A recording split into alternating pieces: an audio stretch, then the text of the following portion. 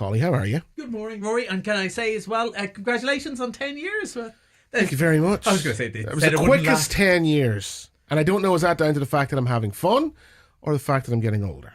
Be very careful what you say. Let's go with the first one. And the fact that we're all having fun with you. And sure, I've been doing this for 2 years almost, and it feels mad because it's always such a treat to come up here to Letterkenny and do the radio with you. You're saying all the right things now. It makes me wonder sort of just what are you after? Yeah, well, you see, it's all sugar and spice because, we're going to talk Disney, and I'm very much capturing my inner child because... King of the segue. Yeah, because, of course, the big one this week is the OG princess herself, Snow White. When Disney went to make the first movie, I think it came out in 1937. I might have the year slightly wrong. It was called Disney's Folly because everyone said there is no way children would sit through a full movie in the cinema, in the theatre. And, of course, it's long before TV or anything like that. They said... 5-10 minutes of cartoons before a movie, that's what kids are like, get rid of them.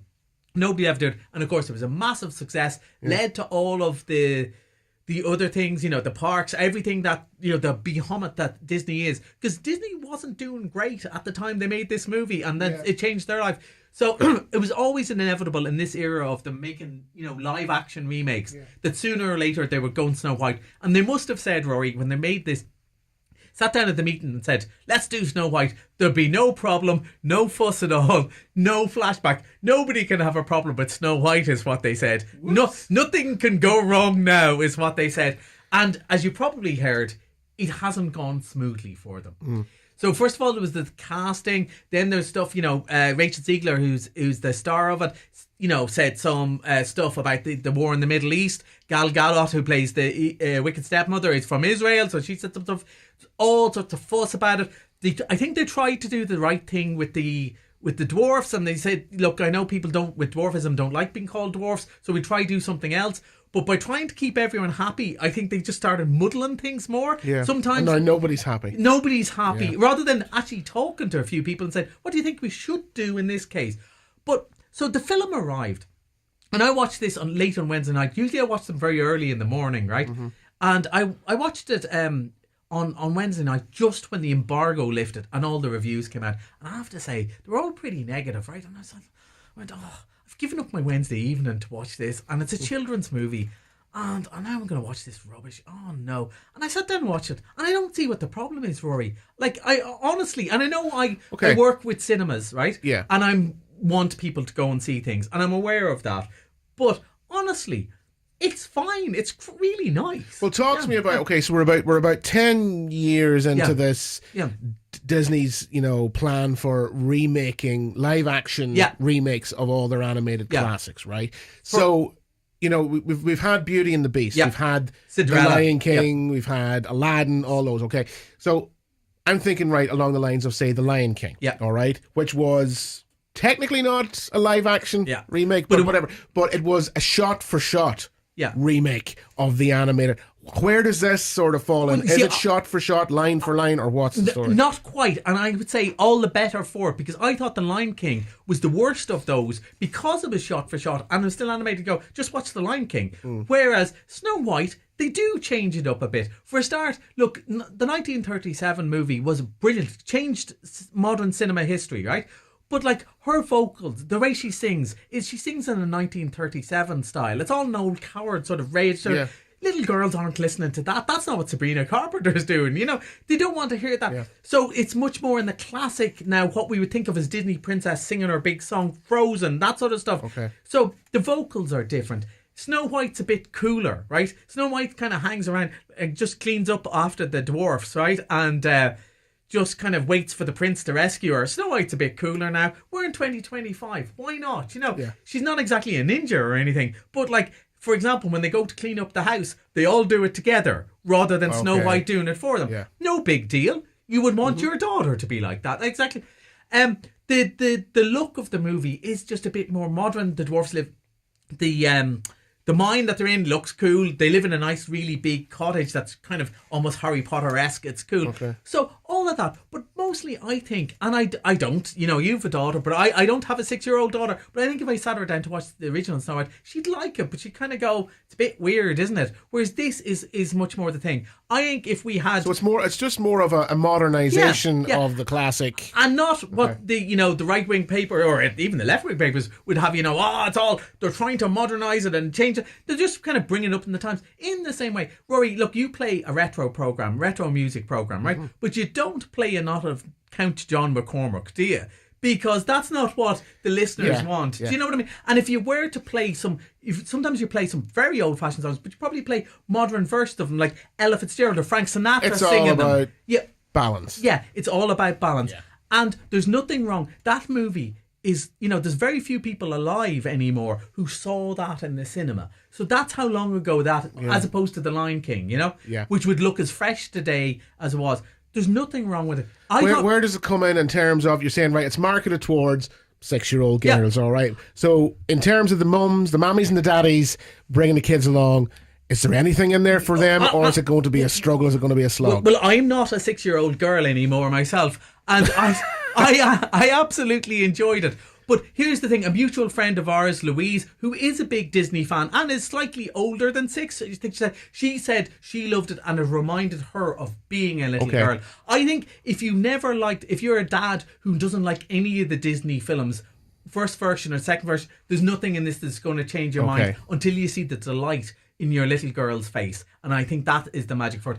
Unlike some things, Rory, and I know we have to move on, sometimes things aren't for everyone, not in a bad way. You played brilliant songs on your show before, but I don't like all of them. That version of Singing in the Rain wrecks my head. Right? But that doesn't mean I don't like the next song. Do you know what I mean? Not everything has to be for everyone. This is made, I think, for an audience. Why can I just ask you, just on that, I'm going to hone in on that. Why does that version of that song wreck your head? This is one of my favourite movies of all time, probably. Okay, so and it's just weird. I keep on thinking it's going to go into Daft Punk, and then it suddenly goes into that. But it's cool. I like hearing it. I don't change the radio station. No, I go, cool, Rory's going to play something I like next. So even if you don't like this, I think it's fine, because I think the target audience will love it. And not everything has to be for all of us. Do you know what you said earlier about them trying to keep everyone happy? You can't please everybody. Usually when you try to do that, you please no one. Yeah. Snow White, I think, is a rainy, miserable old weekend in Donegal this weekend, unfortunately. I think if you bring little girls, and maybe some older girls too, to see it, I think they're really going to enjoy it. And boys like me can enjoy it too. But you know what? If you don't like Disney, you're probably not going to like it. But go watch something else. But it's lot to be had. And it's in theatres since yesterday. And I think it's going to be, the backlash is going to be a good lash. Because people are going to go, I don't see what the problem was. That's really fun. Okay. All right. So that's Snow White in theatres now. We're going to go for a quick commercial break. When we come back, we're going to talk... What are we going to talk? Well, we talk Black Bag. Cool movie you're going to like. All right, talk about that right after this break. Shannon Airport has officially been voted Ireland's favourite airport. Which was great to hear. We've always thought we had handy parking, short queues, great people and smooth security. It's just nice to know everyone agrees. Officially Ireland's favourite airport. Shannon Airport. Making it easy. Hip hip hooray! Hip and knee replacement surgery is now fully reimbursed by the HSE under the Northern Ireland Planned Healthcare Scheme. Why wait? Access treatment faster at Kingsbridge Private Hospital in Belfast or Ballykelly. You'll be seen within 7 days and have your surgery within 21 days. We guarantee it. Text hello to 51777 for a call back from our dedicated cross-border team, or visit kingsbridgeprivatehospital.com/cross-border for further information. Do you need a UK address? Save hundreds of euros on custom charges shopping online with Space Hub Dairy. We provide a full virtual office address mailbox service for all your business and personal use. Save your business hundreds, possibly thousands, on custom charges with Space Hub Dairy. Call 048 7187 8077 for more details. Rory Farrell Saturday morning, going back in time. Highland Radio. 12 minutes to midday. We are... I'm going to shut that up. I pressed the wrong button.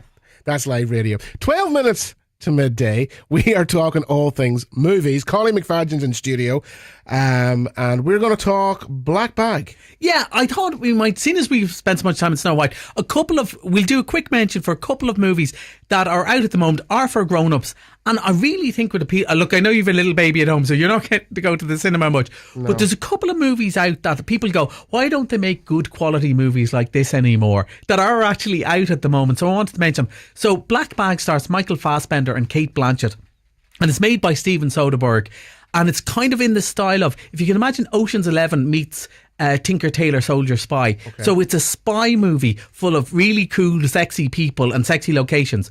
But unlike most of those movies, nobody jumps off the top of a building. There's no exploding helicopters. There's no kind of super... Do you know the way even James Bond, there's kind of a superhero element. You go, people couldn't survive that. This is all about really smart, clever people. Okay, so there's not really, having to suspend disbelief. No. It's grounded. No, it's grounded, even though there are super spies and satellites and stuff. But there's a bit of Line of Duty in it, in that the best scenes are the interrogation scenes, where it's just two people in a room interrogating.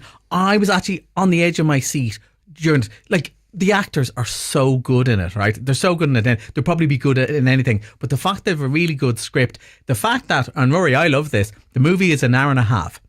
It comes in, tells a story. Yeah. Michael, that's really the sweet spot, isn't it? Michael Fassbender is the guy who works for the spies, hunting out who's lying and who's not. He's married to Kate Blanchett.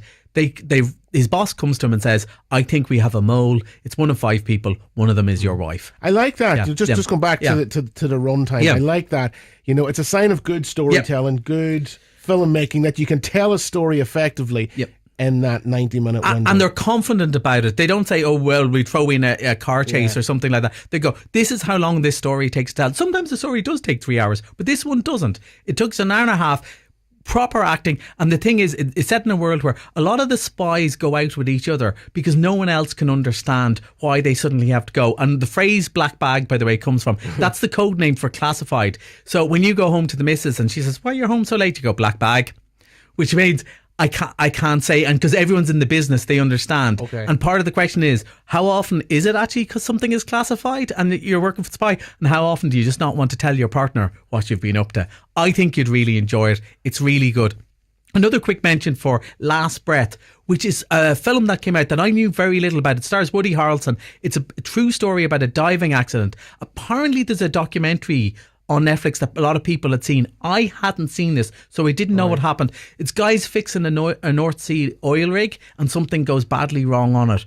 My God. This is based on a true story. It's not even based in that. It comes up and says, this is completely true, because it's so mad what happens. It could only be a true story because nobody can make it up.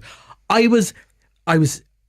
don't think I've any nails left after watching it, Rory. It's one of the best movies, best movie experience I've ever had. Scuba diving fascinates me and terrifies me at the same time. It's, there's been more people on the moon than have been to the bottom of the ocean, and it's one of those sort of things.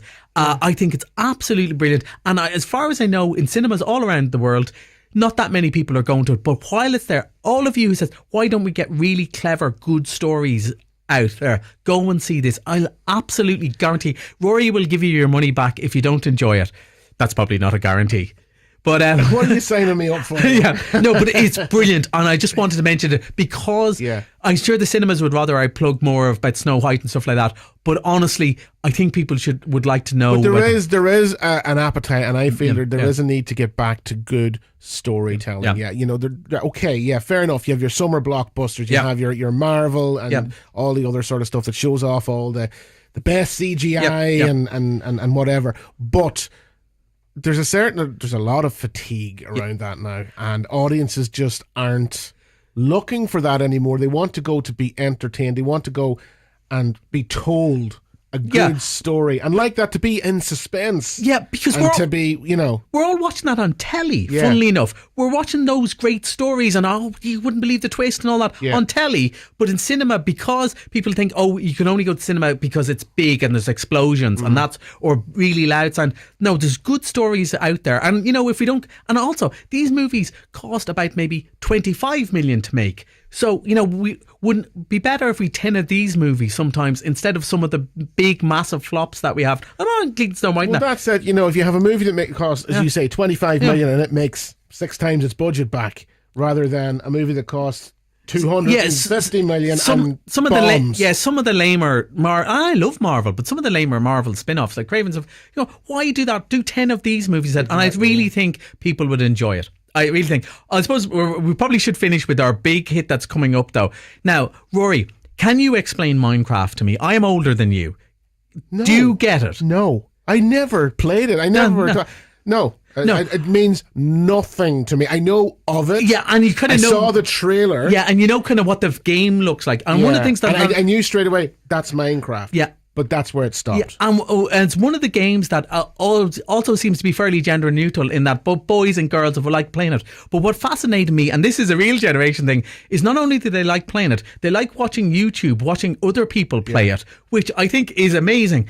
And I never got that. No. I never understood why you'd like to say... You remember what it was like growing up when you went over to your mate's house and they were playing Super Mario on the SNES, right? I want to go. Yeah. You didn't want to sit there for 4 hours watching them. But, you know what I mean? I suppose time moves on, but it has...